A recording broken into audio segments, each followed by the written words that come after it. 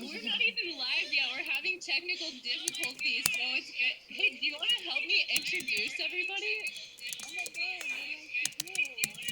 You know, I'll guide you, but you want to just stay on the line because you can be,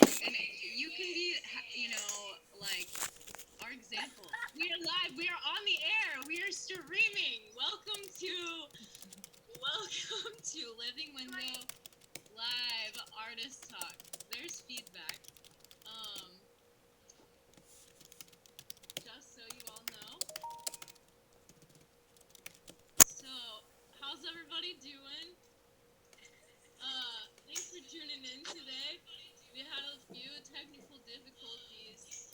We've been in a global pandemic and adapting to making and showing and consuming art during this time. And with that, Living Window was born, kind of. And so here we have today with us, we're here from 4 different countries. I'm in West Philadelphia.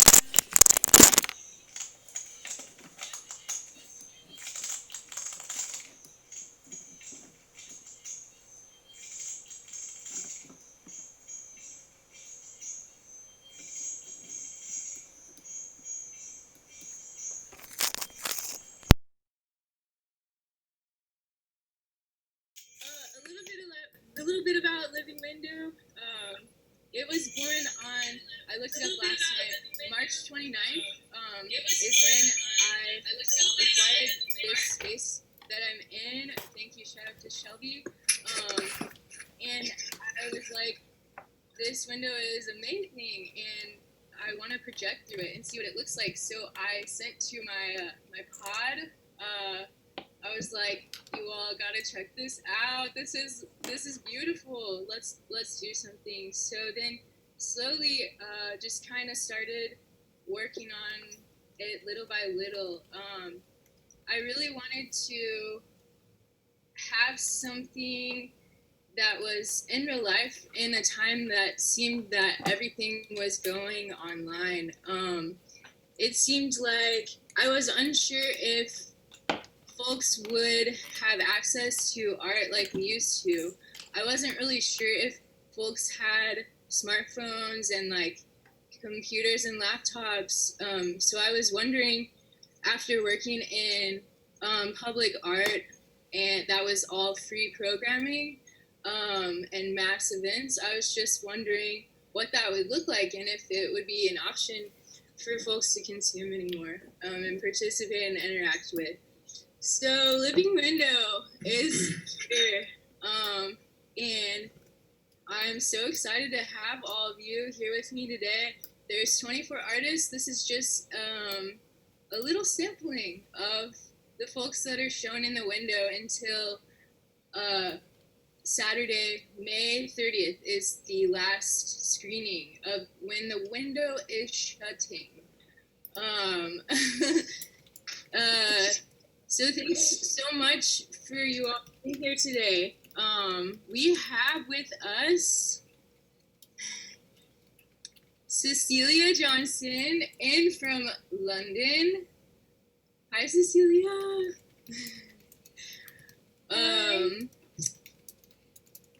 We also have Muriel Paraboni here calling in Hi. from Milan, Italy. Hi. We have Nice Sasha to be here. Goodnow.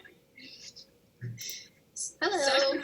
Sasha's in from Missouri, USA. And we also have Nikola Dabić here from Serb Republic and Bosnia and Herzegovina. Hi. And a really cool feature about today, you all, is that you can call in. You can actually call in. You don't have to worry, don't have stage fright. Your image will not be here with us, but your spirit and your voice will be here. Yeah, this is like a mixture of a TV show, a Zoom call, a live radio podcast, talk show, public access TV. So this is really cool. So please interact with us. We would love to have you. We actually have a caller right now, and I wanted to introduce the caller. Honestly, like I want to see what this caller has to say to us. Caller, you're well. Hello. Caller, I think you're on the air. Hello. You're on the air. Caller, who? Do we have a caller? And say how cool it is that you all are involved in this project. And I'm really excited to hear from you today. Oh, wow. Where are you calling in from, caller? I'm calling in live from Brooklyn, New York. It's a sunny day, and I am inside, and I'm excited to be here listening. We're so excited to have you. Do you have a code name? Do you have a radio name that you would like to share with us? Does it have to be like different from my real name? No. Who do we have on the air with us? France. It's France, Like you all. It's France. Like a person. France has a wonderful about 1 minute video in the first section of Living Window in edit. It's called C-Make, so come check it out if you're in Philly, and check it out online at the virtual screening, which is happening next Wednesday at noon and at 7 o'clock. France, thanks so much for calling. We're going to go have a screening now of these artists' film. And France, if you want to come call back, please do. We'd love to chat with you later. Thanks for calling in. Really fun to call in. Everyone should call in. France, how easy was it to call in? What did you do? Well, I went to Zoom and I, just typed in the code that I found on on your Instagram, and it was super quick and easy, just patched right in. I'm really happy with the experience. We're so happy to have you. Thanks for being here. You heard it from France, everybody. It's it's an easy experience. Call in after the screening. We'll talk to you later, France, and have a great day in Brooklyn if we don't hear from you later. Okay, I'll be watching and cheering you all on. Bye. All right, so we're gonna go switch to a screening, a URL screening of these artist films. I'm really excited for you all to see them. We have a really good mixture. So let's go now, and then you will hear less from me and only from the artists and the callers. Thanks for tuning in. Living window. Living window. Living window. After a long day of doing nothing, that's why I tune in to... Window Room TV. Oh, sweet. I've never seen this episode. Living window. Living window. Living window. Living window. Now available through your local cable provider. Only on Window Room Hi, can you hear me or no? WindowRoomTV.org. Living window.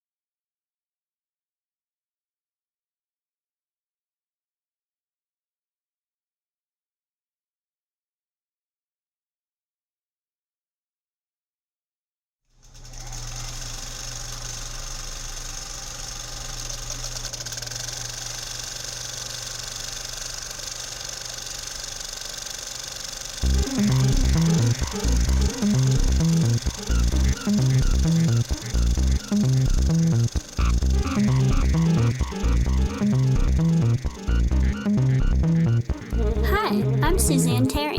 I'm 22 years old. I'm 5'6", 135. Contrast of quality. The effects of simultaneous contrast increase with size, luminous potency. Red, Green scarf. orange, Red blue, chair. yellow, violet.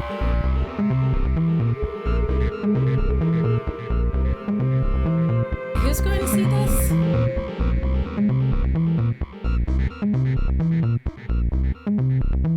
Have your highlights lost their sparkle? And the midtones lost their scale? Are your shadows going smoky? And the colors turning stale? Have you lost a little business to labs whose pictures shine? Because to do it right takes a lot of time. Well, here's a brand new system. It's simple as can be. Its name is LAB. An acronym for Laboratory Aim Density.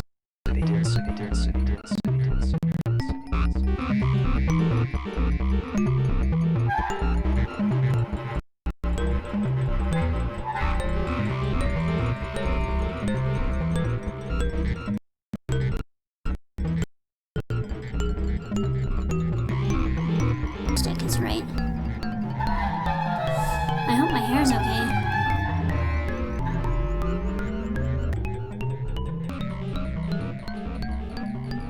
Optical synthesis. Two saturated, complementary colors.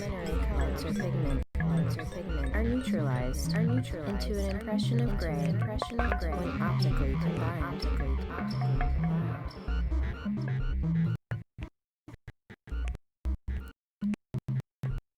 Hi, I'm Suzanne Terry. I'm 22 years old. I'm 5'6", 130, and I own my own. I'm Suzanne Terry. Years old. I'm 135 pounds. Gone home in Cal's. God, I think I just blinked. Best vest. Phenomenal world perceived by a consciousness which discovers that it is itself a phenomenon.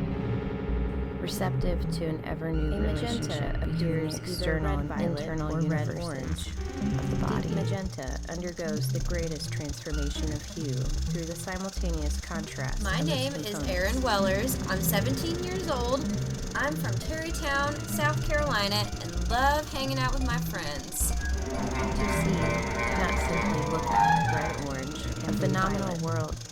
Next come the oranges and the blues. How much do I get paid again? And the science discovers the greens belong itself. I hope they provide lunch. Receptive to an ever-new relationship between simultaneous green and internal universes Hi, of the I'm body. Suzanne Terry. The I'm senses 22 years become old. a mirror I'm of 5'6". the energies which surround it, and the witnessing intelligence becomes an instantaneous mirroring of the timeless, cosmic by the optical researcher on spectral luminosities. Feast on Helen with your eyes, America.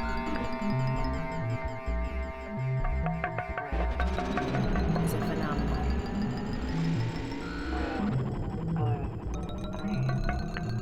Hey, I have a Wanda. Do you have a telephone, girl?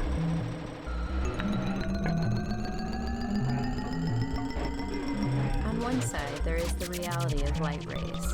On the other, the exigencies of matter. But our visual apparatus needs energy as much as it needs matter in order to convert the stimuli coming from the external world into impressions of color with their multiple intellectual and emotional repercussions.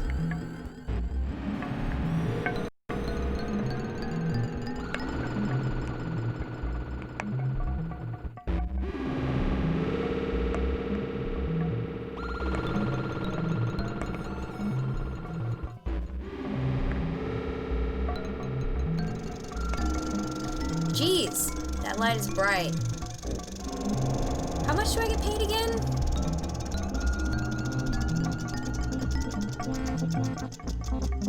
I hope I look okay. I hope Grandpa doesn't see this. Short wavelengths, Red, violet, green, medium wavelengths, orange, and long blue, yellow, violet. Who or what is a leader lady? No lady present? A mannequin head will do. green, and red are complemented Contrast by of the three hot, subtractive cold, base colors When equivalent surrounded by to blue yellow, turquoise, cyan, a neutral and gray in the magenta. center gives an impression of warmth, while an impression of cold is achieved when the surroundings are red-orange. Green scarf. Red chair.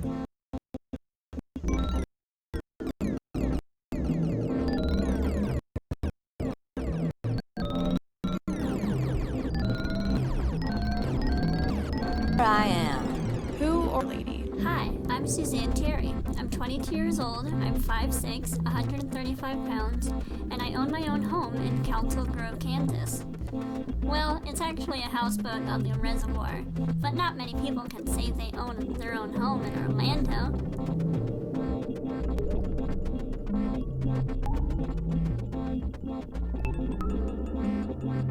Color bars. Color timing. Primary. Secondary. See, Mima, winning Miss River City did get me somewhere. Red, Contrast. green, orange, blue, yellow, violet, Film. red, green, orange, blue, yellow, violet. What are the principal colors corresponding to the mechanism of sight?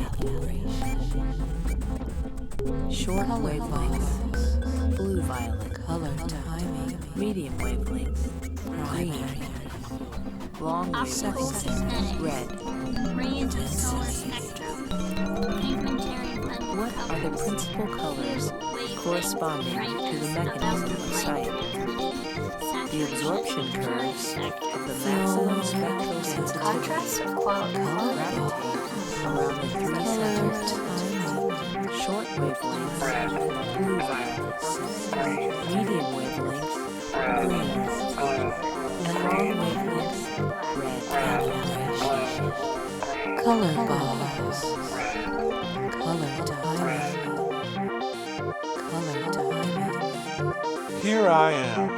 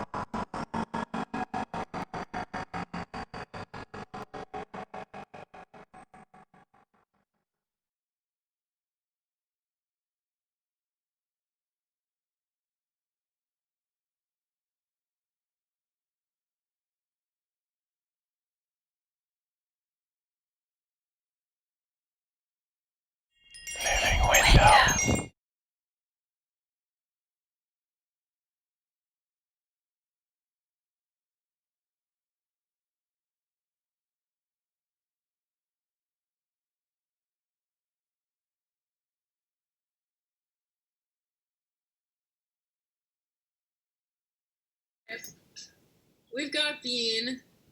Come here, Bean.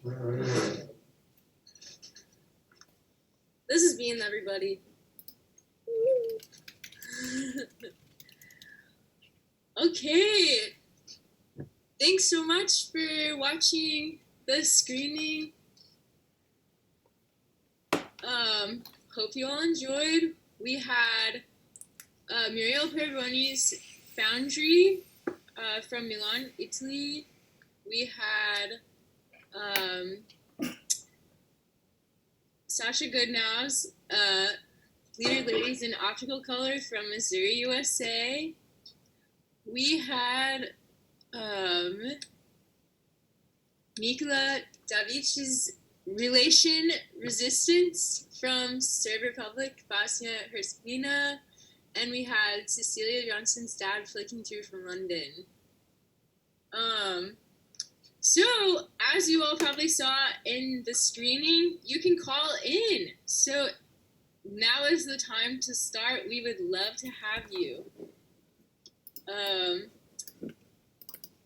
Artists, I'm going to turn it over to you all now. I would love to start off with a question, which is, do you all find yourself using film, moving image, and video as a way to express your ideas, or because you're more so interested in the process of making film? I'm asking this specifically because we do have quite a few of you all who are interdisciplinary artists, who I've gotten to both witness and look through your work. And this is something that I'm interested in as an interdisciplinary artist myself, and something that I I find interesting. So Nikola, I'm interested in starting with you on that question. As your piece, Relation and Resistance, had like sort of definitely a performance element to it. Yeah, I'll hand it off. Yeah, it's actually it's more of a documentary of a performance. It's not video art, right? So it's more that way. And should I answer the previous questions? The previous question about the media, yeah. So well, I think that it's just the in my field of work it just depends on the idea. So it just for some works I'm using the most efficient and the most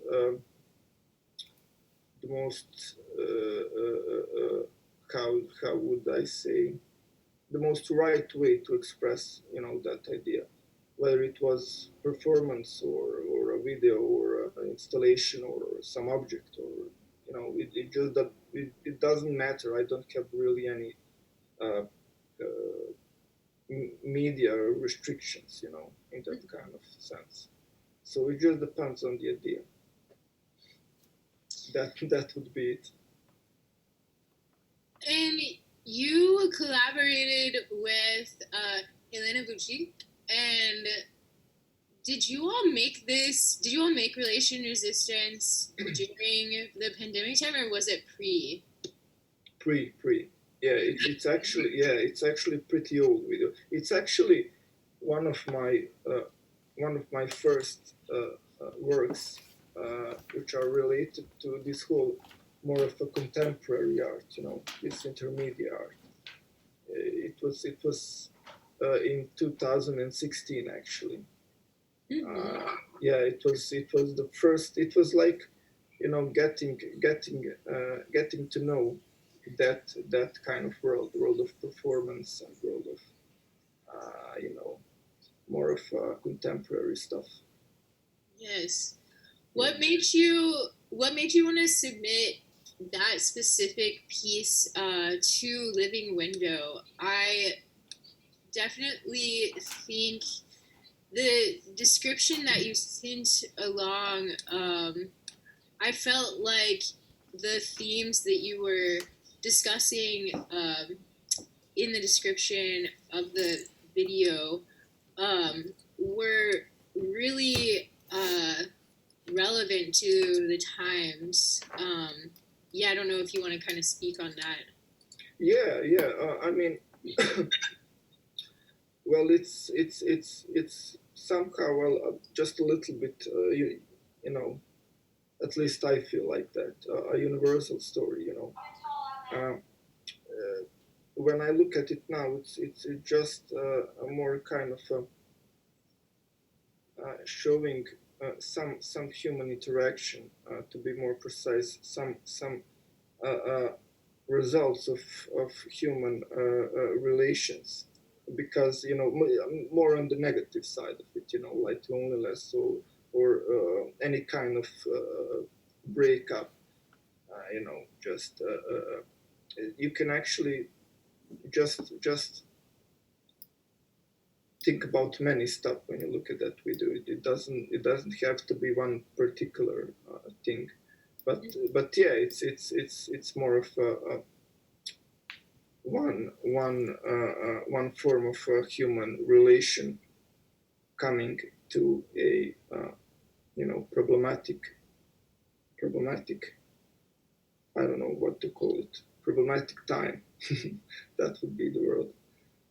Right. Thanks so much for sharing. Muriel, on the note of kind of having a piece that is a little bit applicable to this time of making art during a global pandemic, I was hoping you could kind of share your piece, a little bit more about your piece, as well as where you're located and your just kind of how your life has been over the past handful of months during all of this. Thanks so much for being here today. Thank you. Thank you all. I'm really glad and honored to be part of it. And thank you for being selected this work for this amazing. I don't know how to call it. It's an amazing project you are building because since the beginning. It was when I see the call for artists, it was not exactly clear what was how things will run, and in the way we are, I think every artist participating, we're having I don't know how to say a knowledge about how this is going, and to went here now and see this live exhibition and be here now talking. It's really really fun and really great. So congratulations for you and all guys involved. So about my situation, I am from Brazil. I live in Brazil, and I came to Italy, to Milan, to artistic residence. So I went here in January, the beginning of January, and 2 months after the pandemic started here, and it was the first country in outside China that the pandemic started, and started very strong. So it affected in many ways my process and my work. As I was listened to Nikola right now, it's the same thing for me. It's no matter the sport or the media, each idea that started to be in development will find its specific way to express. And as an artist, I try to observe how the idea develops and choose the best ways for it to express. So this piece, Foundry, that you showed, it's an example of it, because it was not planned as a video art. It is a sculptural piece. I made a piece of steel, a piece of steel that was cutted in a very big machine. It's a kind of steel that is used for structure in buildings. So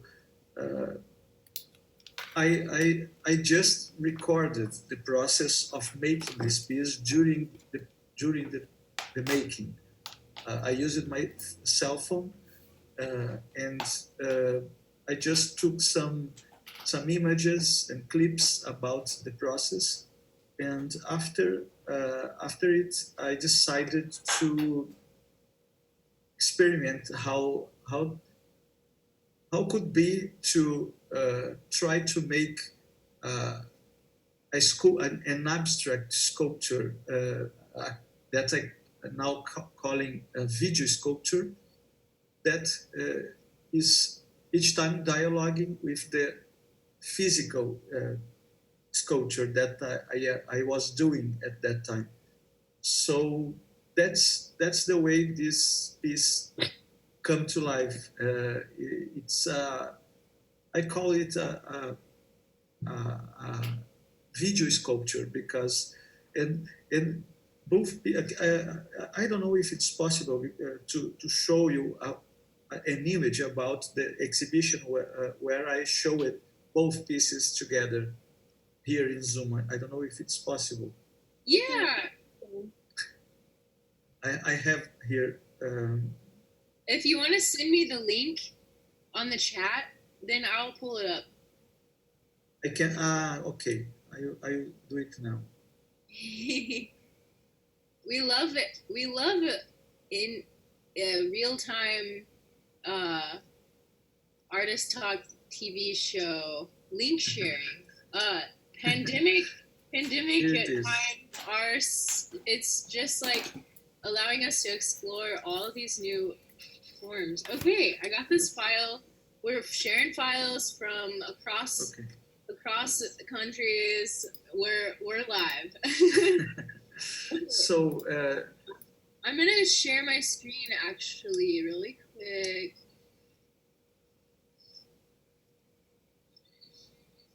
So here we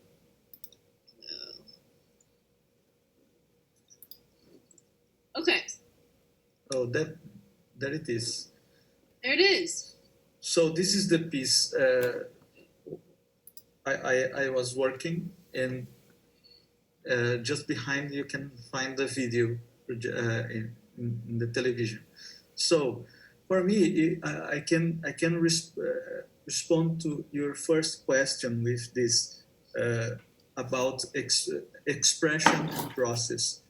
I think in my work, in this work especially, for me, it was a surge to try to have both, to follow the process the more fluid I could, but at the same time to search for a form to present it. So I consider this piece, the physical sculpture, like the body, and the video, like the soul of the work of art, and the body as our own body seems to be very, very strong, very solid, and very secure about everything.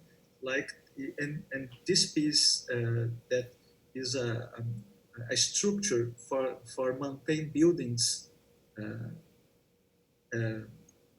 So it seems to be very solid and to resist in time. So, but the video sculpture shows the opposite. Shows some fragility, that nothing will remain in time, and that we are fragile.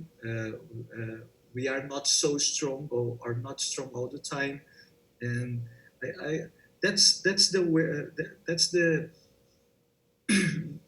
I think this is the deep meaning of this. That's what I wanted to say with this work, more or less. Wow, thank you so much for this image. I love getting to have seen the video piece and now getting to see how it was.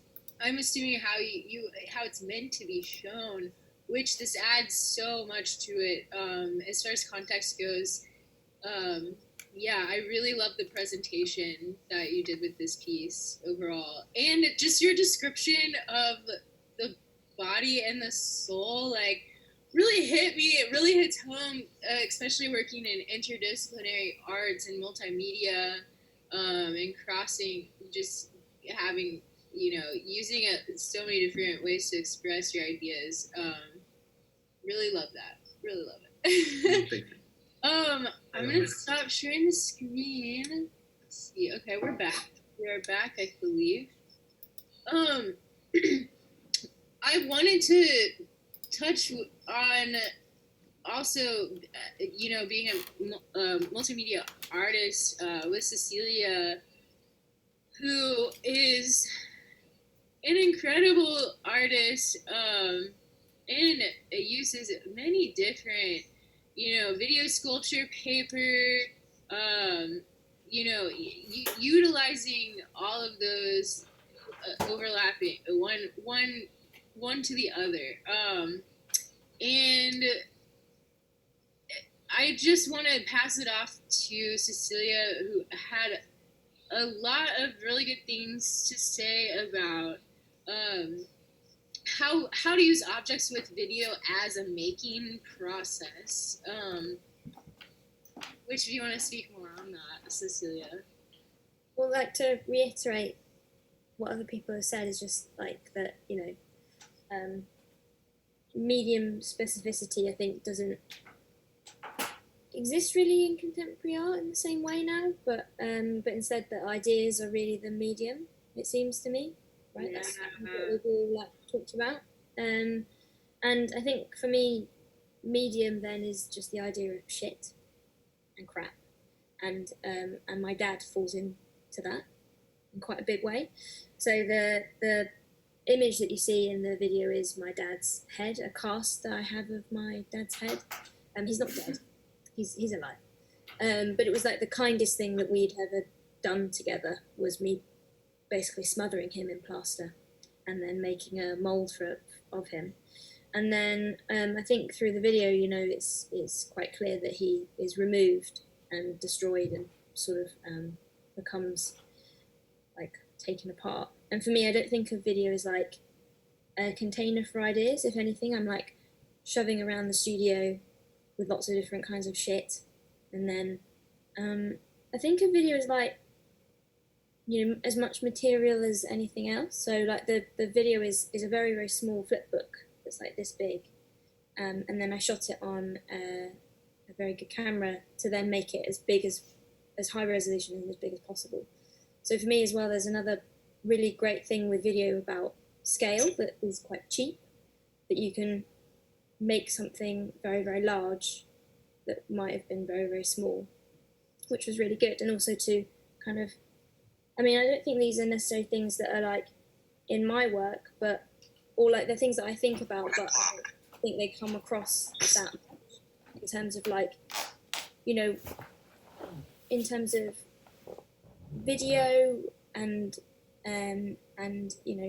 the French New Wave, or like how political film has been, and how to then, if there is so much going on in video, like TV or film, that has completely shattered our idea of what narrative or even what a film is, and then it feels like art often is like kind of like responding to that in a kind of really like dated way, but then thinking about like what it could be, what the next thing could be. I don't think that's very apparent in my work, but I'm definitely thinking about like how do you, because I definitely don't want it to be like didactic, like, oh, dads are shit, dads are perverts, here you go. But also to have that in there is really interesting to me. But yeah. Yes, absolutely. I want to continue on that. We actually have a caller, so I'm going to bring them in, and then we'll continue on that as well. We have a caller. Welcome to Living Window on windowroomtv.org. Who do we have calling, and where are you calling in from?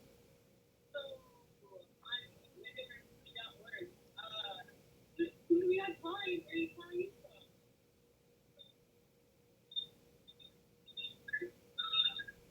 Who do we have calling? Where are you calling in from?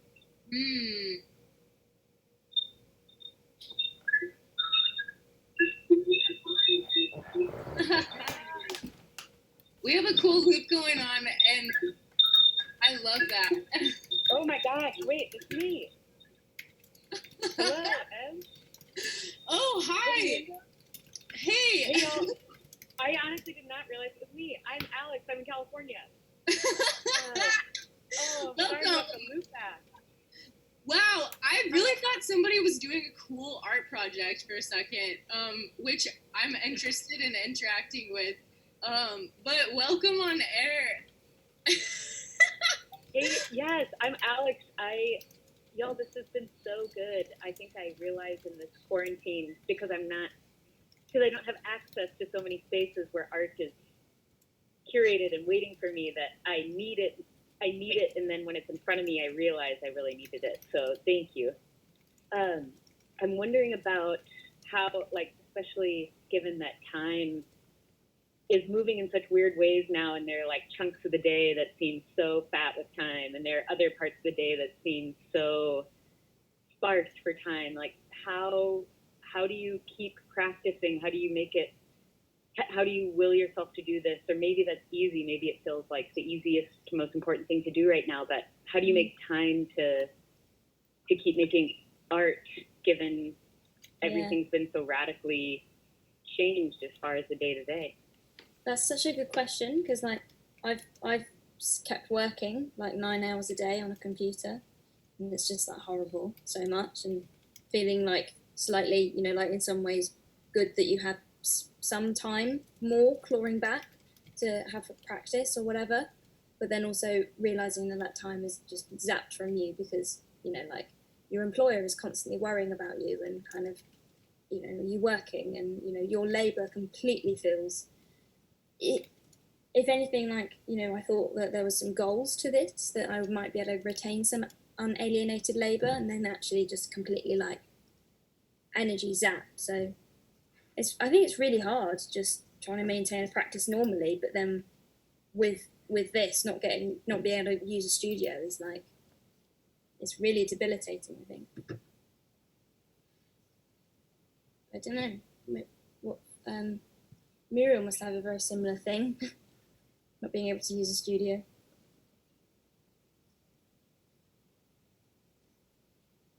Yeah, for example, I know during these 2 months of quarantine here, I started to search for some old projects, old ideas that I had, and try to at least scratch it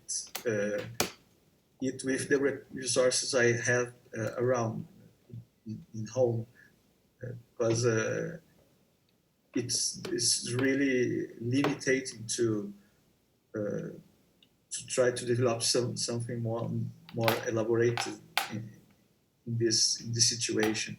But anyway, there are good that there's when time goes slower, it really opens some space in mind to new ideas. I think that maybe not exactly now, but in the next weeks or months, we could come some good things from this time in home. I think it's possible.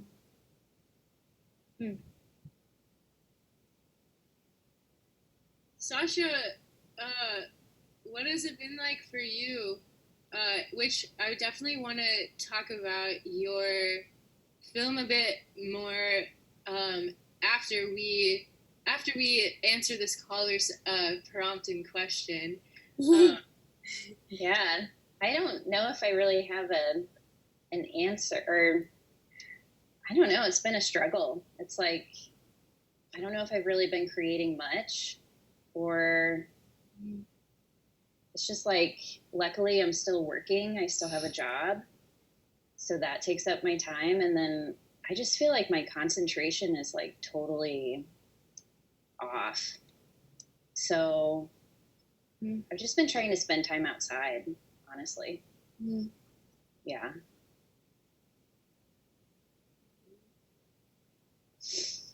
Nikola, what about you? Well,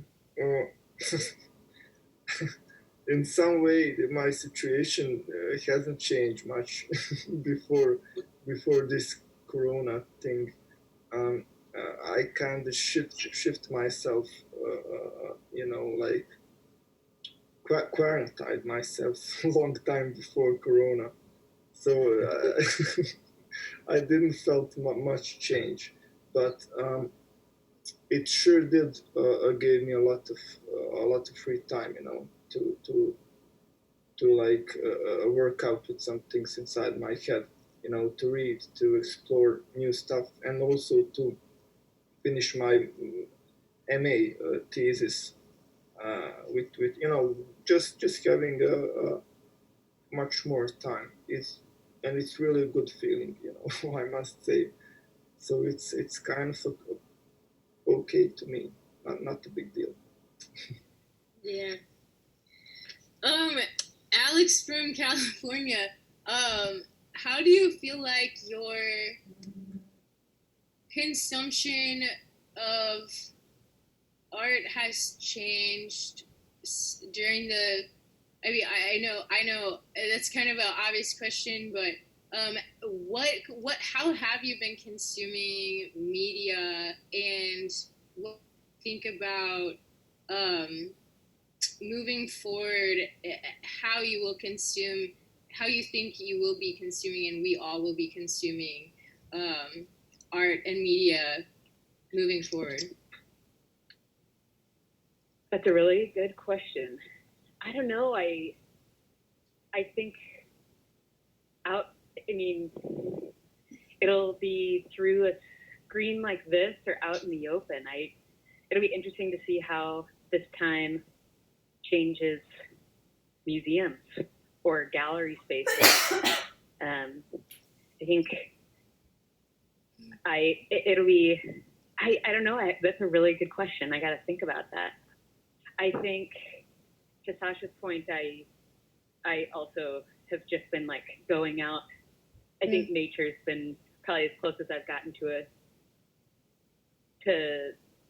a gallery space or like living art in front of me. But I wonder about the sort of idea of,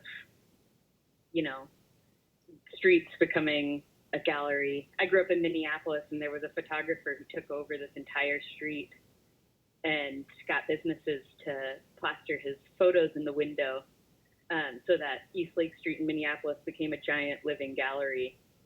And then he just talked to people, and many of whom had never been inside an art museum. And I wonder if that's kind of, maybe there's this sort of like democratization of that space that's to come, but I don't know. I love that. I am so glad that you told us about that. I'm so interested in what you are talking about, which is, I think, prompted me to want to try to do something with this window space. I'm really interested in art that is, just kind of found. It is also just in a space that you don't have to necessarily enter a building for. There isn't this all these pressures of and also harm from institutions that you have to worry about. Yeah, I'm just interested if we can be thinking toward that in the future, as well as not to mention the resources that buildings and events take up as we're moving forward into global warming and the world, and thinking about materials and space and all of that. I'm very interested to see what happens. So yeah, more living galleries, more living streets. I love that. I love that. Thank you for that hot tip. Thanks so much, you guys. This is awesome. This is by far the coolest bit of art that I've gotten to engage with during this entire quarantine. So keep it up. It's awesome. Oh, thanks so much for calling in, Alex. Bye, y'all. Bye. Cute. Yes. You all can call in too if you want. I believe if you're watching on windowroomtv.org, the numbers are listed below. A link to find your numbers listed below. I just would like to ask a little question to Cecelia about her film. There's a repetition in the flipbook. You go to the end of the flipbook you come back and you go to the end again. And can you say something about it? It intrigued me a lot, this movement of repetition. Yeah, I mean, I guess the only way I have to describe that is like, because it was shown in a quite big exhibition space with some objects, so it needed to be looped to really engage an audience. It was because it was open like 10 hours ago, the gallery or something, so it needed to be looped continuously, and I liked that it was constantly not known if it was the beginning or the end or the middle, so I needed that to happen. And then I needed it to, I think, like at the start and the end when it is just a white wall, it was really good because it lit up the objects in a really kind of theatrical way, which really worked for the space and worked for the other kind of ideas that I was thinking about. But also like just to have, I think a video as you know, like, you know, trying to have moving parts in the installation. I think that's really useful to use like that, which I really like. And also just to have like that my dad was constantly stuck in a horrible flicking back and forth. It's just ultimate cruelty basically for him. Thank you.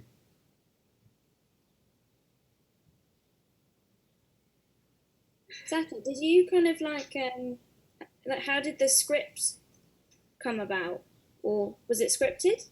It feels scripted, no? Okay. Oh, yes, it was scripted. That a lot of work, a lot of research. Yeah. So leader ladies are like this like obscure job in the film industry that's kind of obsolete now. It's like it was like a photo at the beginning of a film reel that was like a color control test for when film lab technicians are going to like copy the film. Basically, it's like when a big film is going to show at like multiple theaters, like Star Wars or something, like coming soon to a theater near you or whatever. So they like had to make copies of the film. And that's what like these pictures were. They were always like these like kind of like sexy women that I don't know, it's like kind of strange. So I did some research on them from the Chicago Film Society.org, and they have like hundreds of pictures of these leader ladies, and over time you kind of like just like scrolling through them, you get this sense of like what's going on here? Like, did these women need to be like so sexy for like this little test, you know, for like making this film? Like, I don't know if that makes sense. Like I was telling Em, it's like I'm still like, because it's like a scientific process or something. But, and then also these pictures were like, so it was like either they were like very sexy or they were like these women that like looked like really tired and just like, oh, like, let's just like get this over with or whatever. Like they were just like pulled in, like stand right there and take a picture. And they were like always next to like these color bars so they could get like the color just right for the film. And so this is like, I guess, just my take on what possibly could be like going through their heads when they're like doing these photos or whatever. And just kind of the process. And so, yeah, my friend Steph, who also made the soundtrack, we're just kind of like thinking like, oh, maybe it's like these women are almost like applying for the job or something, like this is how old I am and this is where I'm from and this is what I love to do. But we were just like trying to imagine what that process would be like for them. Yeah, I love the idea of a board audition tape. Yeah. Yeah, totally. Really don't want this job. When's lunch? Yeah. When we get paid. What's that? Oh, yeah. Pay money. Yes. Yeah. So when you were doing your research, it was all photo. You were finding it was all women. There's like a few guys in there, and there's like some mannequin heads, and there's like little girls. Oh god! But it doesn't. Yeah, it like doesn't need to be a woman, you know. Right. So there's this whole level to it of like, yeah, what's going on here, you know? Did you find any other, published readings about leader ladies, or has there been? Yeah, have people made work or done research? Yeah, so there's not a lot out there, but there have been like a few short films dedicated to them.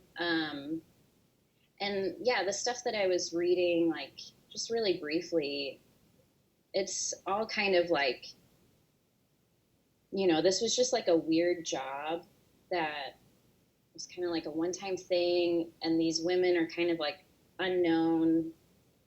It's just like kind of unknown still. It's very like this little niche thing. And it doesn't necessarily have to mean that like, I don't know. I guess the idea is, or what I come to is like, oh, were these women like being taken advantage of or whatever by like, because some of them are like in lingerie. It's like, they don't need to be in lingerie, but, right.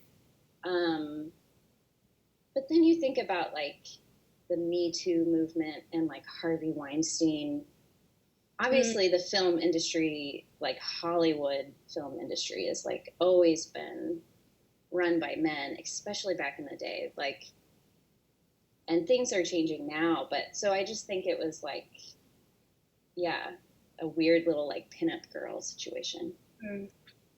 Yeah, I love this film, and I think that I didn't know anything about it at all, and it's just been it's so fun to hear from you. I love research-based video work that isn't in documentary form. I think that cool. Documentary really serves a purpose and can do some really interesting and important work, but I am loving what you can do with research-based work that explores like more of a format that I feel like you're touching on, and you're like really nailing it. Thank you. The thing that I'm really wanting to bring up with Sasha to start it off with is, well, your use of color in your films, and in post-production and editing and such, and the way you layer, I think that I'm so interested in it. If you can kind of talk a little bit more on that. Muriel, it seems like you also definitely do a lot with like editing and color and post and stuff like that. If you all both want to kind of explain your process with that, and Sasha, you do a lot of. It seems like you do a lot of cut images and collaging and things like that as well. Yeah. Yeah, so I love color. I mean, maybe that's like a dumb thing to say, but I just love like a lot of color. So layering stuff makes sense for me.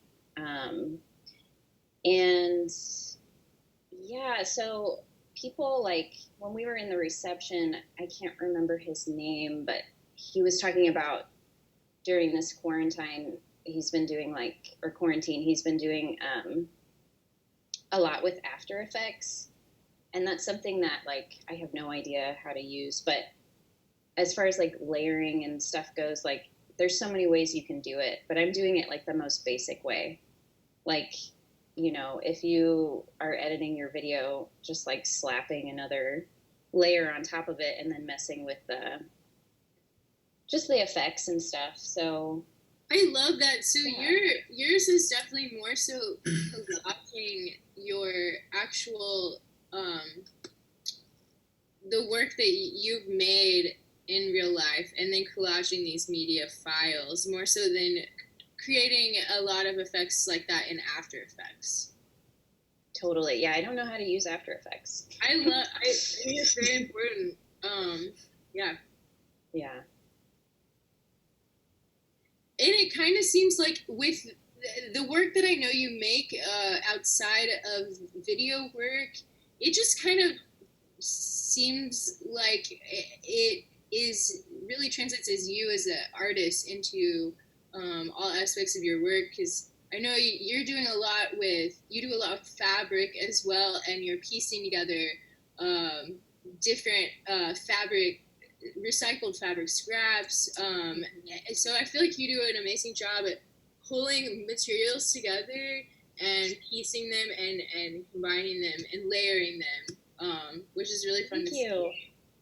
Yeah, it is, but I do see that connection there for sure. I think that does happen in my filmmaking too. Yeah.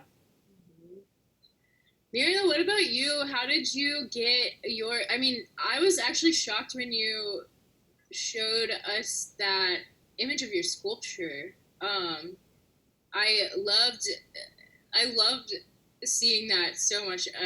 Yes, I'm curious kind of how I know you shot on your cell phone, so how you kind of went from this, steel, kind of maroon colored beam to like just like a very vibrant video piece.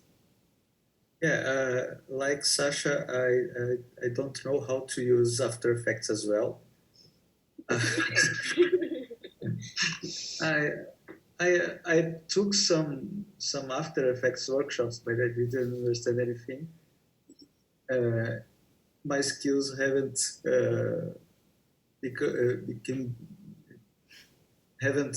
been better than zero.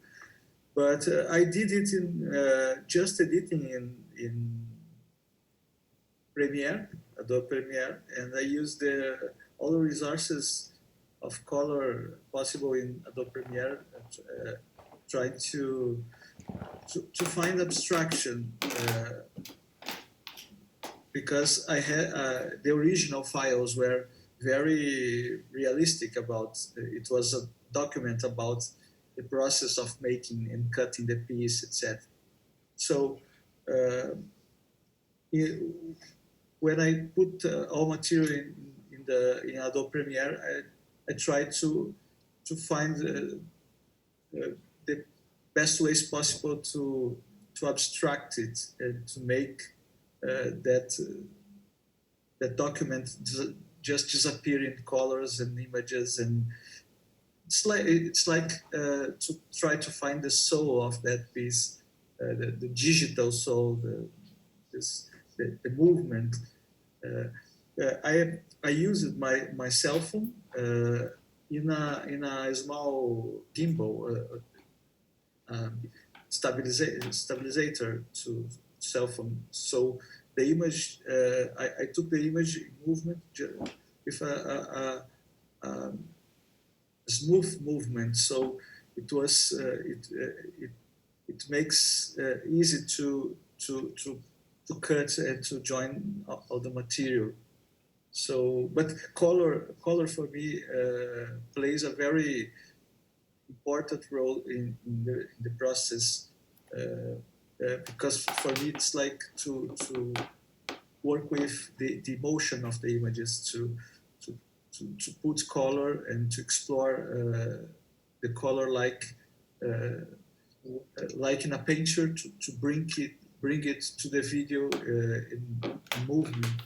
So this is one of the reasons I like it, Sasha's video so much, because colors in your film are so vibrant, and I found it very color play a very ironic role for me in your video, and structures it in a very critic way.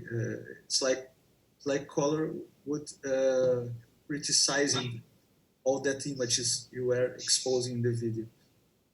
Oh, thank you. Cecelia, I have to know real quick, how big is the actual flip book? Because you were saying it's pretty small, and then you showed it on a rather large showing. Yeah, the flip book's like this big. What? Yeah. How? And then it was screened, it was like, 8 meters or something.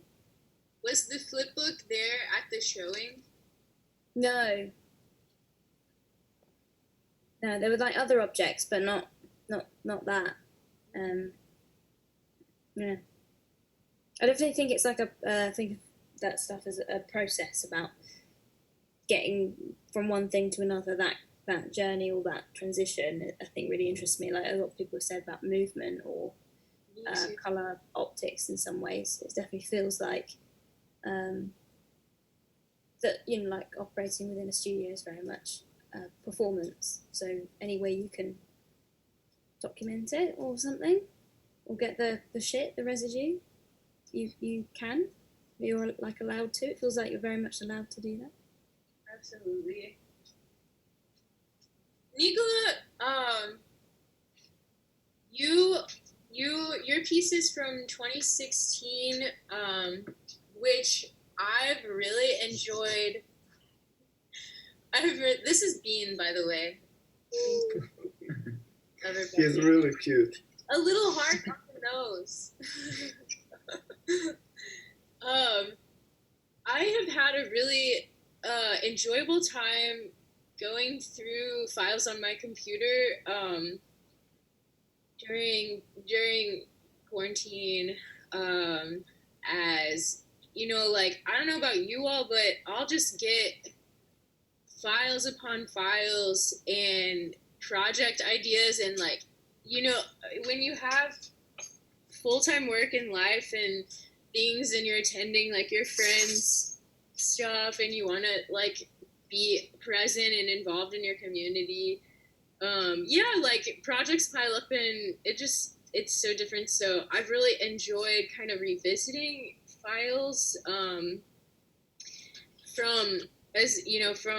2016 and on, and figuring out like, what would I like to do with this, or would I like to release it, like actually release it out into the internet, or like really just truly release it and move on from it, and welcome in like other things. So yeah, I'm wondering, Nikola, like, what made you said this is kind of, that was like, definitely you were at the time exploring more performance based in contemporary, so I'm kind of wondering like how you've seen yourself grow from that time, and where you are now, or if I'm not saying like maybe not right now, but what kind of work you've been making since then, and what it's like to revisit that work and be showing it like 4 years later. Yeah. Well, I think the most important thing in all that process from 2016, 15 or whatever till now is the thing that I've just the experience itself. you're just starting to think in completely different ways. You know, when you have more experience, when you see thousands, you know, hundreds of works, you know, uh, when you get into that whole thing, into the world of contemporary art, you know, into the concepts, into the metaphors, into the material itself, you know, you're starting to learn how to use different materials with different ideas, you know, to form some sort of connection between it, and to make the best representation of your idea. And looking back now to past to 2016 and what my maybe third year of college, um, I think I'm pretty satisfied with that. You know, I had many dumb ideas. You know, when you're just getting into contemporary art, you have a lot of dumb ideas at the start. You know, but it's all part of it's all part of growing up as an artist. You know, now I think I really do some serious stuff. I'm still open-minded about all different ways of expressing myself, so I don't really have any form of limitation.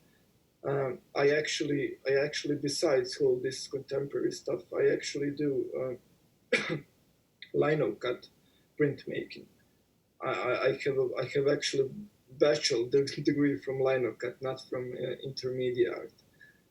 So it's all in all, I'm satisfied with myself. It's nice to see, you know, that you made some progress both mentally and both in aesthetic kind of way. Yeah. Absolutely. Yeah.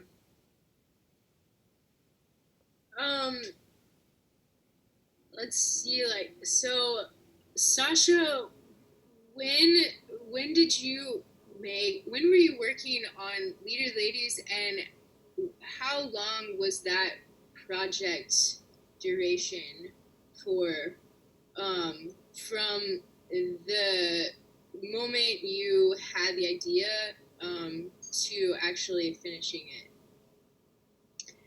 Yeah, so I think it was 2018 when I filmed it, and the idea came from a friend that I worked with. I worked at a theater for like a year, Ragtag Film Society, and they have a film projector and a digital projector. So the person that was showing me how to work the projectors told me about Leader Ladies, and the instant I like started looking at those images, I was like, oh my God. So I think, I don't know, maybe 2017, but then I filmed it in 2018, and then I finished it up in November of 2019. So yeah, I don't know. It takes a while just with like having to work, you know, and doing this stuff outside of work. But yeah.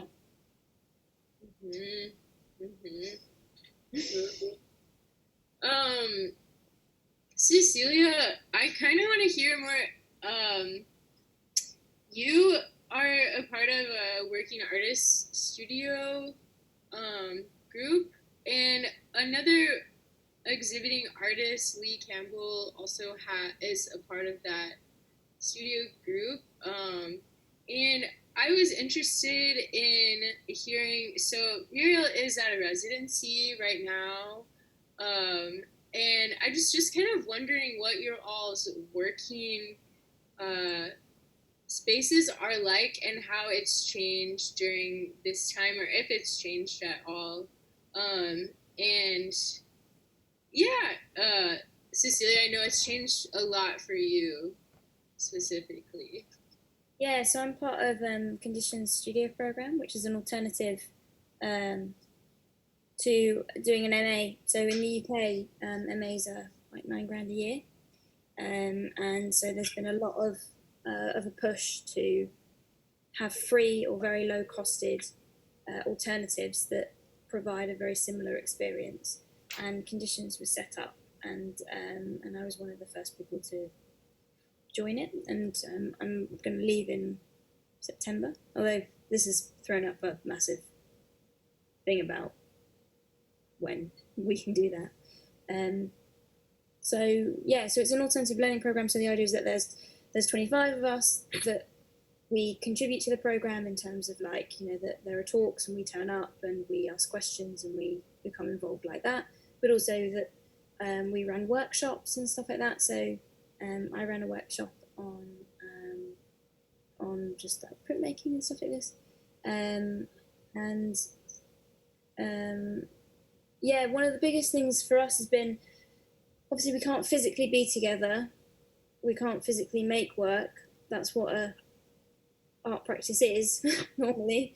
Even if you make things in a laptop, eventually you have to physicalize and actualize them. So how do we communicate? And also because there's 25 of us as a group, working together has been like a really important thing, either just in conversation or for actual physical kind of collaborations in practice. Like we did an exhibition this time last year in the Victoria and Albert Museum in London, and that was really important for us to physicalize stuff, but also to talk about how the digital has affected our practices.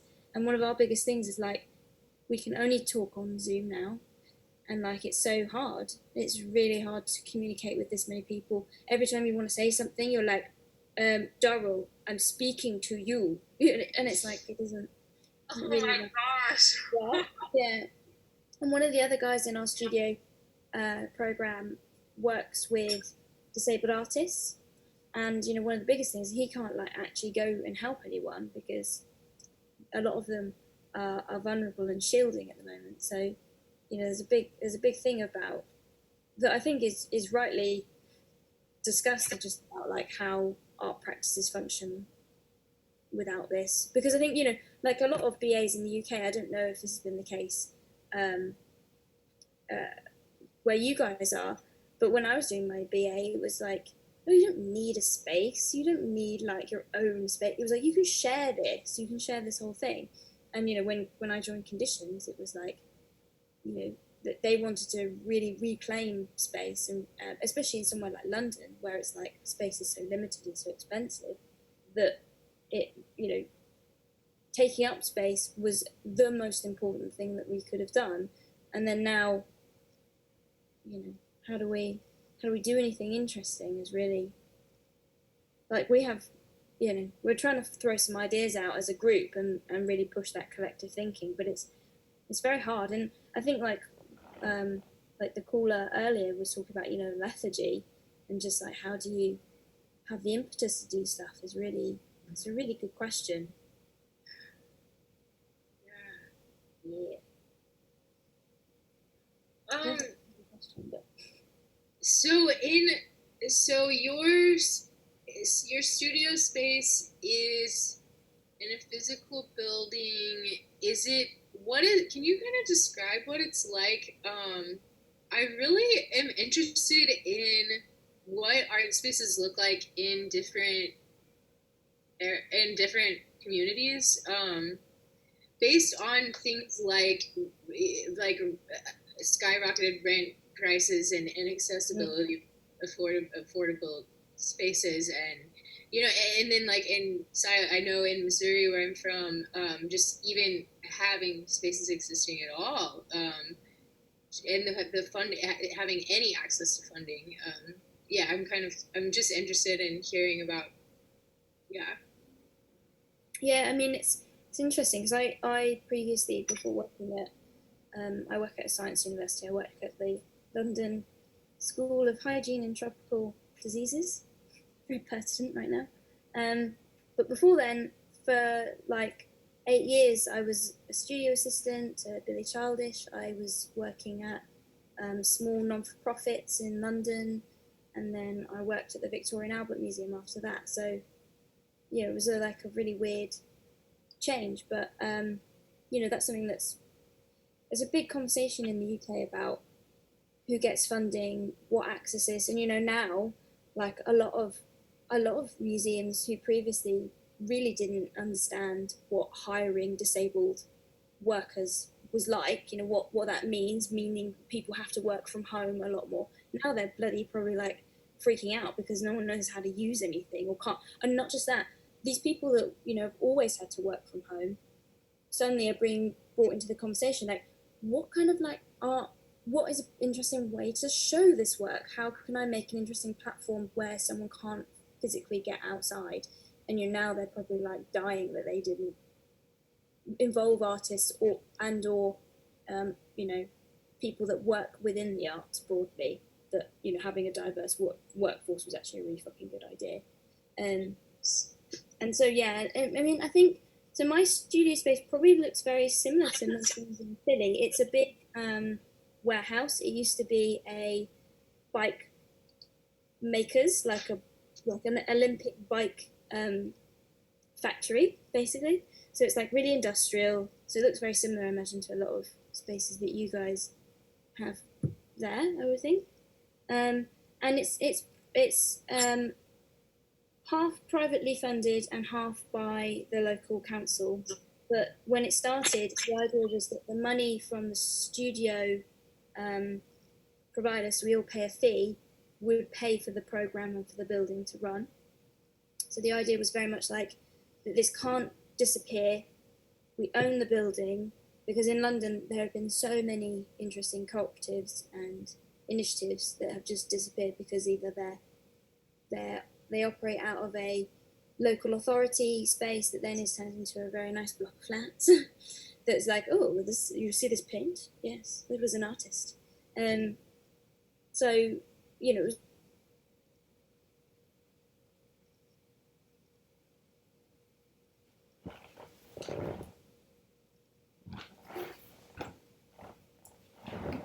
gallery. Yeah, cool. Make sure that artists can live, maybe actually make sure that they don't die. Is also really important. It's like that the minute people have money, they do interesting things, and the minute that they have a space or the opportunity to do that they will do interesting things. I mean, I'd be interested to hear what it's like for Nikola, because I wonder how, like, how adversely different it would be where you're based. Well, to be honest, I don't know. I don't know if you guys have had a lot of problems with the space. I know every artist have, at least at some point in his life, big problems with space. And the thing here is that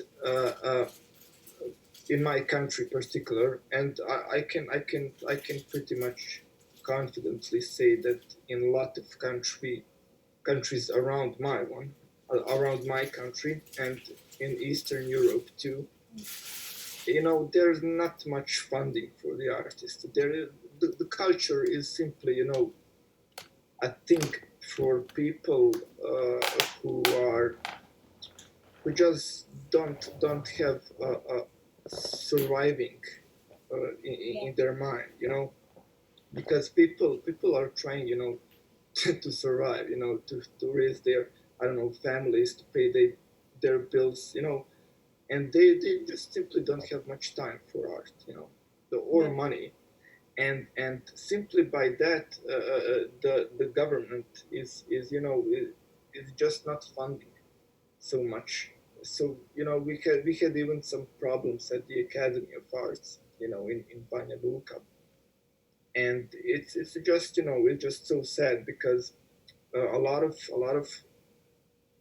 good people, good artists are now going, for example, in the Western Europe or in the USA or I don't know, China, basically everywhere.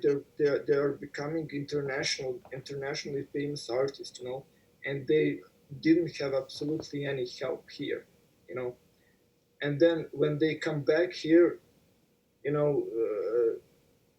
every museum, every government's cultural, I don't know, whatever.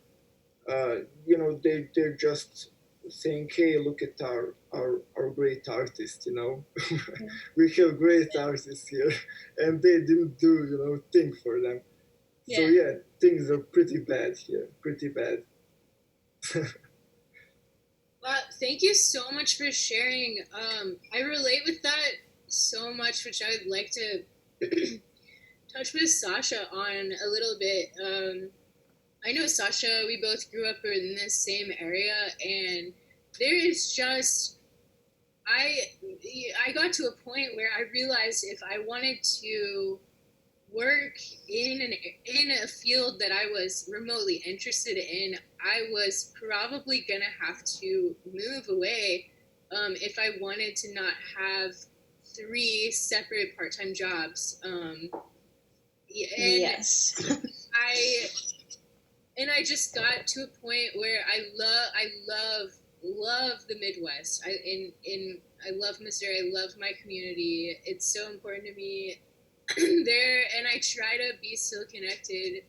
But I then, you know, many years ago, I went to Philly because I knew that there was funding for projects here and different opportunities, and was able to, you know, find full-time work in the arts for the first time, literally for the first time in my life. So I totally relate with that, but it's like, then also we have these artists in where I'm from in Missouri who I'm like, Sasha, you know, for example, is like making incredible work, and there are no grants from the city that you can apply to, you know, like Sasha worked on a soap opera for, you know, what, like 6 years, and like spent so much time, and like involved so many community, like involved the whole community, like, you know, and it was just this huge production, but there's just not a lot of resources.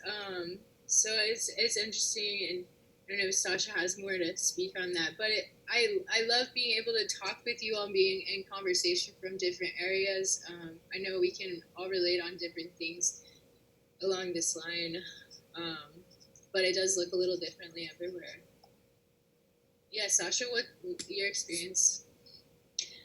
I mean, yeah, like you said it, it's, and I think, like you said, and what I'm hearing too is like in a lot of places, like, you know, you have to make your own opportunities, and just not having the funding. I mean, it sucks. It's like you're doing all this work, like after you work your job, and yeah, things take a long time. And I feel like where I'm at in my life, like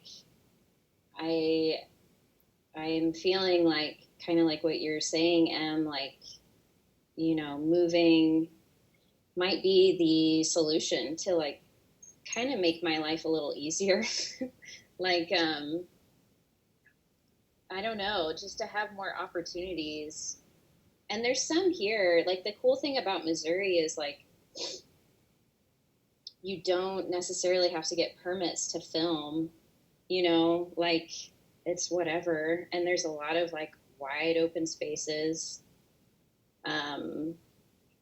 I like got to go to LA and do some filming there for my job, and we had to be like very, I don't know, careful about where we filmed, and just because, yeah, you can't just like do that in LA. Like, LA is an extreme case though, but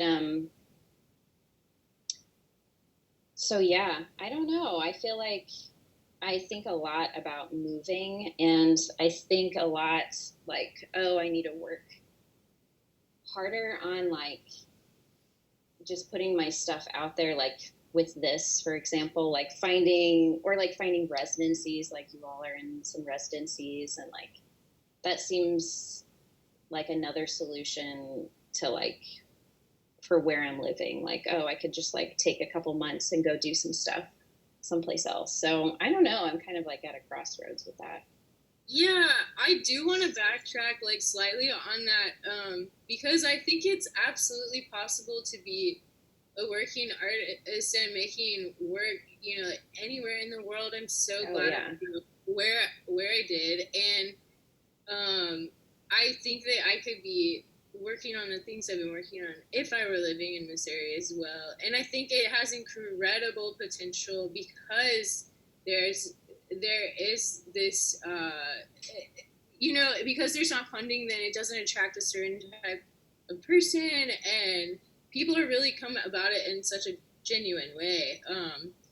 Yeah, but I think there's ways like this, like the living window, for example. There's ways to live places and access different artist communities in a global way, that you can just kind of be a part of every so often, but still live where you're living. And Muriel, I would love to just hear a little bit more about your residency. I know we have about 7 minutes left in our chat, just like as a little time heads up for everybody.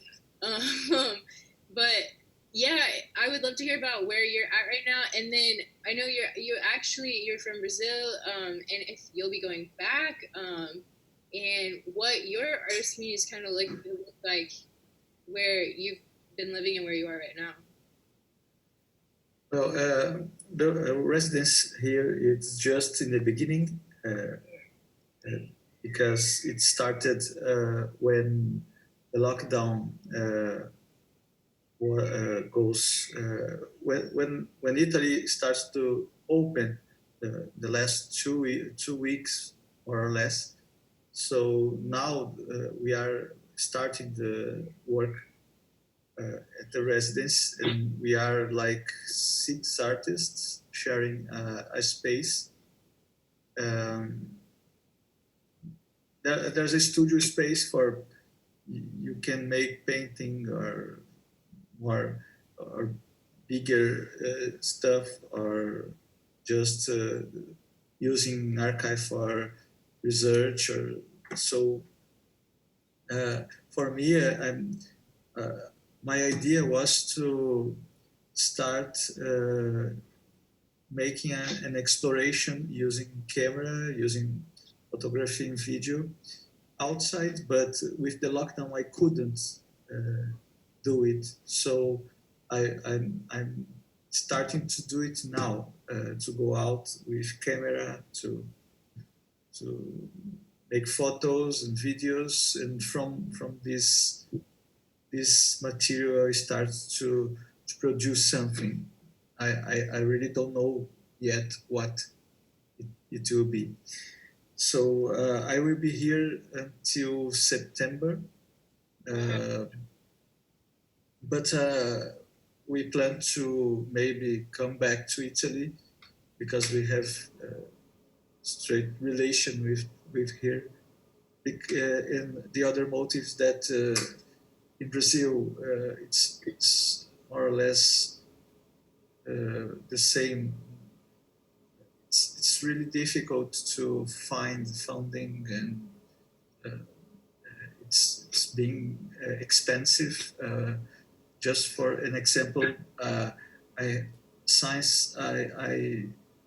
have completed my master degree. It was like 6 years ago, more or less.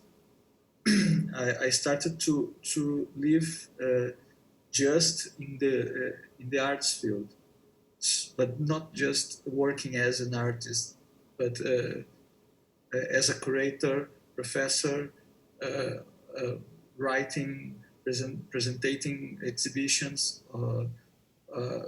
doing many things related to art, but not exactly art.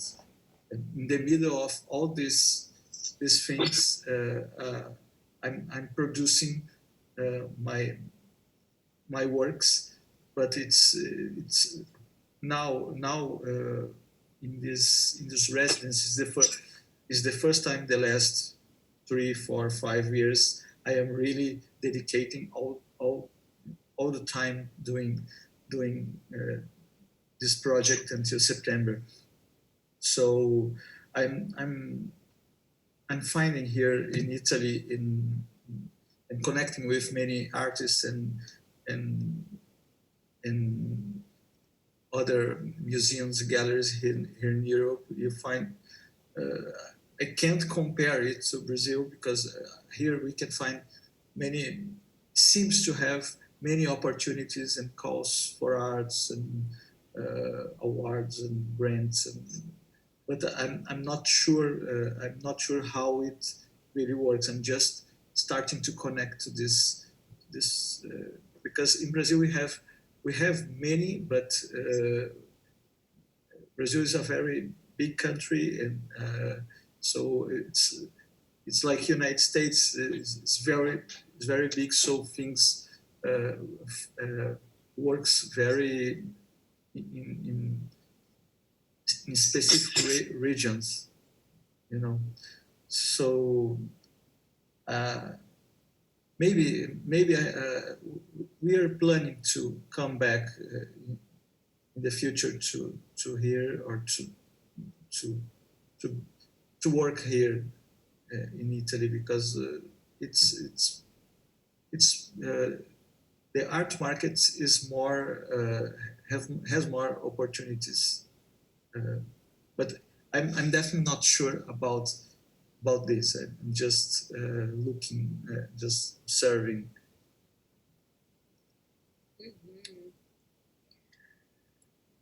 It's very interesting. Well, best of luck with the rest of your residency, and am looking forward to seeing what you make. Very exciting. Yeah. We are nearing the end of our chat. Living Window Live Artist Talks episode 1. Thank you all so much for tuning in today. Thank you to Nikola and Muriel and Cecelia and Sasha. They're all tuning in from different countries and different times of the world.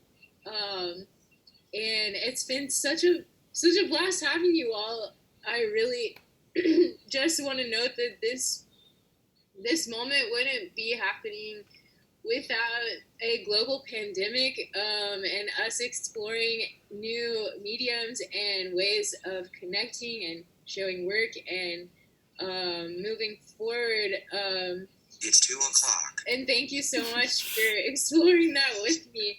I want to also just say thank you to Window Room TV and Shannon Brooks so much for supporting this project, and really, yes. Who has been broadcasting this live, which actually is a performance in of itself, in my opinion, and is labor. And y'all should definitely keep supporting Window Room and Window Room TV. It's a wonderful project, and the programming is great. So everybody tuning in, tell your people about it and share it and support. And thank you to Shannon. So that's windowroomtv.org and also windowroom.org. Thank you so much for being here. I just want to, everybody, if you all want to say your final goodbyes, and then we'll sign off. Bye. Thanks, guys. Thank you all. Thank you, Evan. And so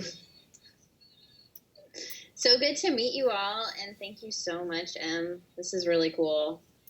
Yeah, it's been a great time, and it's a great idea, and I hope it will get even more and more artists next time. Yes. We wish this project can keep going. Yeah, honestly, I'm really open to many forms it could take, and also just collaborating with you all. I think it's special, and we can kind of see what happens from here. Yeah, thank you so much for being part. It's been such a blast to be on this journey with you all, and thank you. See you all next time. Next Artist Talk is Sunday, May 24th, right here on windowroomtv.org. we have 5 different artists coming up. It's from noon to 2 p.m. Eastern time, and you can call in on that one as well. We'll be screening some featured artist works. One of them is Shannon, who you see here, and who works, who is Winter Room TV, is one of the folks who run that. We also have an online screening of the full Living Window exhibition of moving images. It's 35 different works, and you can preview what that will be like online at livingwindowphilly.wixsite.com/home. Long website, because we're DIY and we have no funding here. We are just utilizing free public resources. And it's the best. So go check out the program, see what's going to come, and then tune into that live URL screening on windowroomtv.org on Wednesday, May 27th at noon and at 7 p.m. We have 2 screenings. It's a runtime of 3.5 hours. They're broken up into sections. So get a meal, gather your quarantine pod around, and enjoy. You have 2 options to see it. And then if you're in Philly, come visit Living Window in real life. We would love to have you on the block. Thanks for being here, and goodbye from Living Window. Bye. Bye. Bye.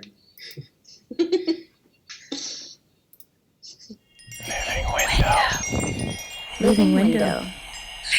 Living window. Living Window. After a long day of doing nothing, that's why I tune in to Window Room TV. Oh, sweet. I've never seen this episode. Living Window. Living Window. Living Window. Living Window. Now available through your local cable provider. Only on Window Room TV.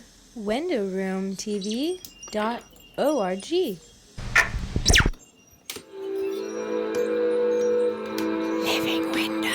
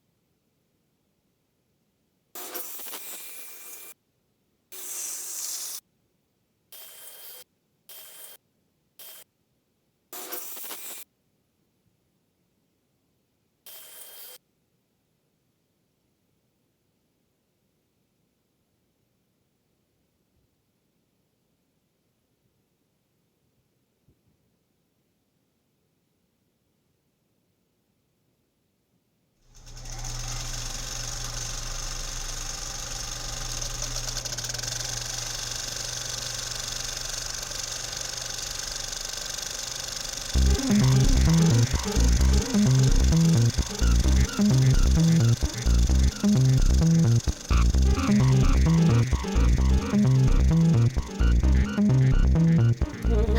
I'm Suzanne Terry. I'm 22 years old. I'm 5'6", 135. Contrast of quality. The effects of simultaneous contrast increase with size. Luminous potency. Red, Green scarf. orange, Red blue, chair. yellow, violet.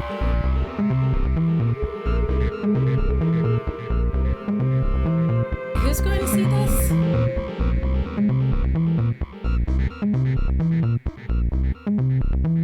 Have your highlights lost their sparkle? And the midtones lost their scale? Are your shadows going smoky? And the colors turning stale? Have you lost a little business to labs whose pictures shine? Because to do it right takes a lot of time. Well, here's a brand new system. It's simple as can be. Its name is LAB, an acronym for Laboratory Aim Density.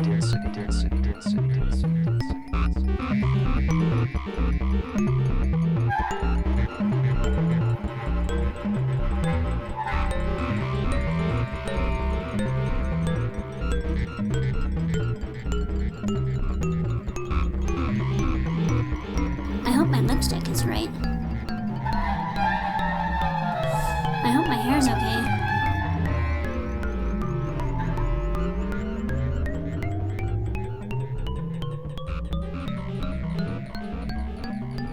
Optical synthesis. Two saturated, complementary colors. Lights or pigment are neutralized into an impression of gray when optically combined. Hi, I'm Suzanne Terry. I'm 22 years old, I'm 5'6", 135 pounds, and I own my own home. Hi, I'm Suzanne Terry. I'm 22 years old, I'm 5'6", 135 pounds, and I own my own home in Council Grove, Kansas.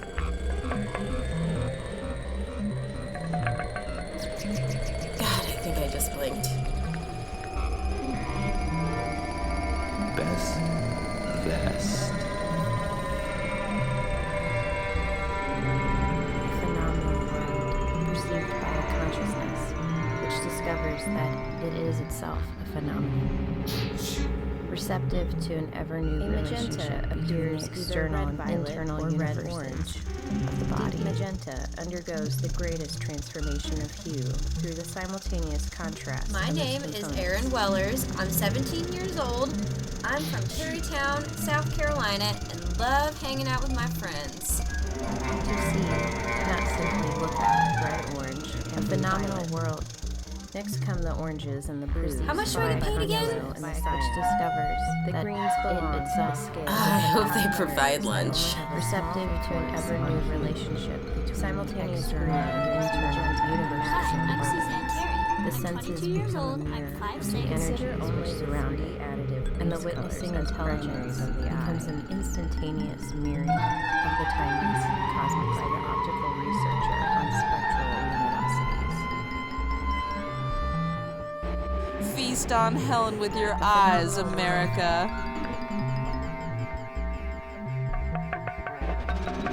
Is a phenomenon.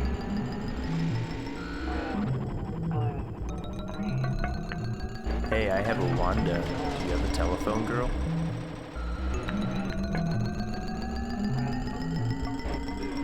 On one side, there is the reality of light rays. On the other, the exigencies of matter. But our visual apparatus needs energy as much as it needs matter in order to convert the stimuli coming from the external world into impressions of color with their multiple intellectual and emotional repercussions.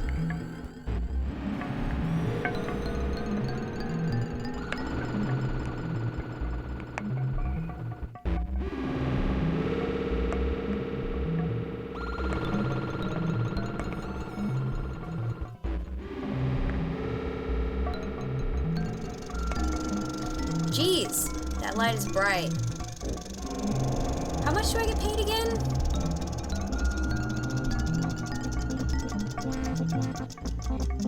I hope I look okay. I hope Grandpa doesn't see this.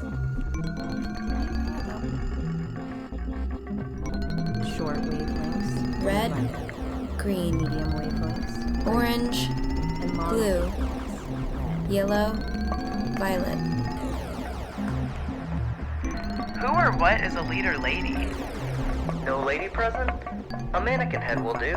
green, and red are complemented Contrast by of the three hot, subtractive cold, base colors when equivalent surrounded by to blue yellow, turquoise. cyan, A neutral and gray in magenta. the center gives an impression of warmth, while an impression of cold is achieved when the surroundings are red-orange. Green scarf. Red chair.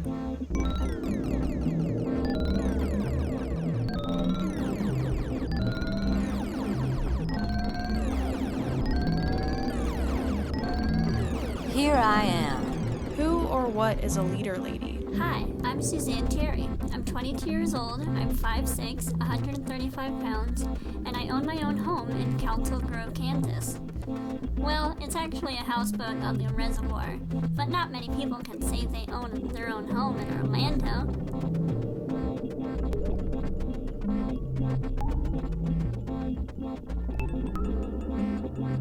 Color bars.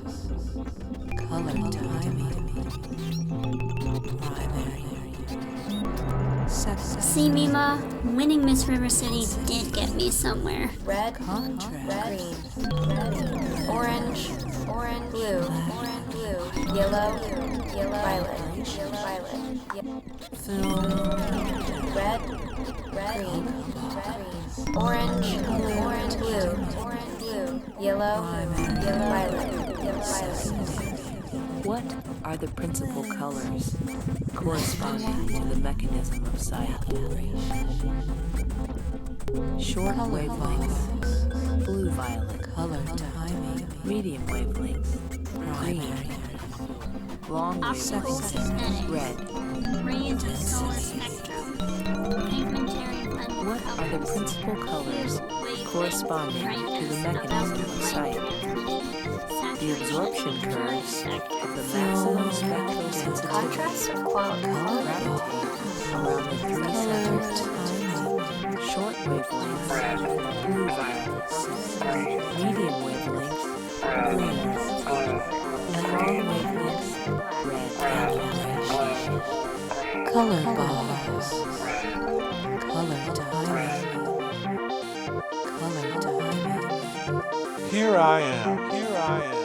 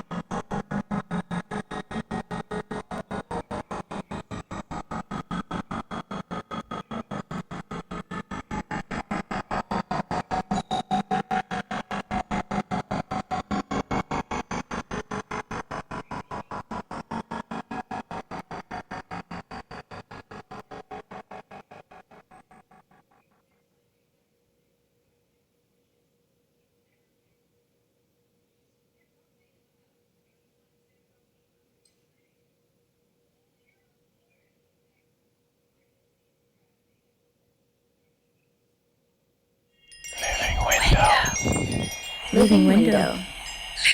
Living window. Living window. After a long day of doing nothing, that's why I tune in to Window Room TV. Oh, sweet. I've never seen this episode. Living window. Living window. Living window. Living window. Now available through your local cable provider. Only on Window Room TV. WindowRoomTV.org.